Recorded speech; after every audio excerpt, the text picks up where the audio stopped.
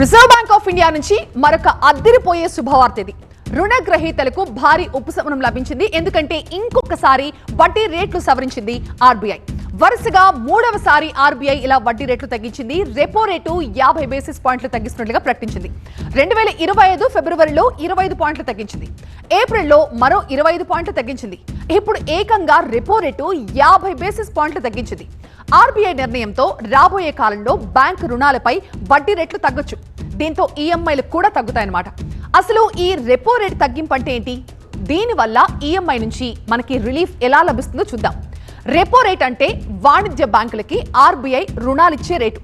ఈ repo rate తగ్గింపుతో మీ housing loan కావచ్చు, లేకపోతే పర్సనల్ లోన్స్ కావచ్చు, కార్ లోన్స్ ఈఎంఐలన్నీ కూడా తగ్గుతాయన్నమాట.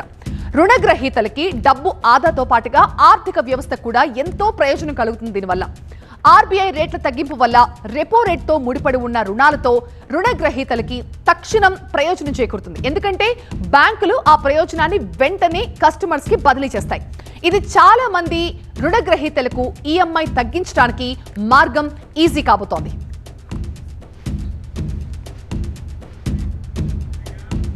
సో ఆర్బీఐ తీసుకున్న ఈ నిర్ణయం నెలవారీ ఈఎంఐలు చెల్లిస్తున్న రుణగ్రహీతలకి ఖచ్చితంగా గుడ్ న్యూస్ అని చెప్పాలి. ఇప్పటికే లోన్ తీసుకున్న వారికి ఈఎంఐల భారం తగ్గుతుంది.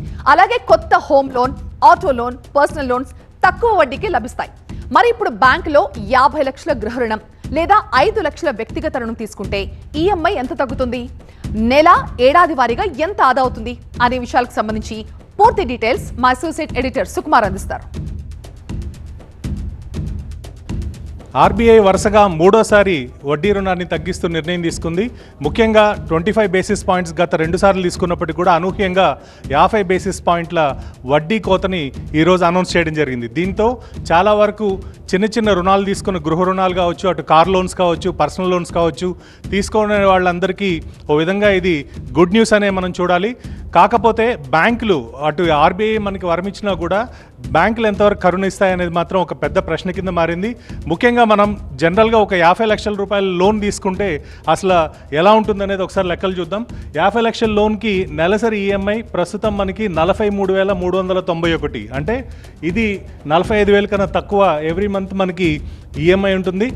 జనవరి నాటికి 8.5% మనకి ఒరిజినల్ వడ్డీ రేట్ ఉంటే అప్పుడు మనకి ఆల్మోస్ట్ 240 నెలలు అంటే 20 సంవత్సరాల పాటు టెన్యూర్ ఉండేది. దీన్ని బట్టి చూస్తే ఓవరాల్గా కట్టే వడ్డీ ఏదైతే ఈ 20 సంవత్సరాల్లో ఉంటుందో అది 54,14,000 రూపాయలు, 50 లక్షల రూపాయల రుణం మీద కట్టాల్సిన పరిస్థితి ఉండేది. కానీ వరుసగా మనకి ఫిబ్రవరి కావచ్చు, ఏప్రిల్ కావచ్చు, ఇలా రెపో రేట్ తగ్గించుకుంటూ ఆర్బీఐ ఎప్పుడైతే మనకి 6.5% నుండి ఈరోజు 5.5% వరకు తగ్గించుకుంటూ వచ్చిందో దాన్ని బట్టి చూస్తే మనకి 7.5% వడ్డీ రావాలి. అంటే ఈ 7.5% గృహ రుణం కనుక వస్తే 240 నెలలు 20 సంవత్సరాలు ఉన్నది కాస్త 206 నెలలకి పడిపోతుంది. అంటే 34 నెలలు ఇక్కడ మనకి టైం సేవ్ అవుతుంది.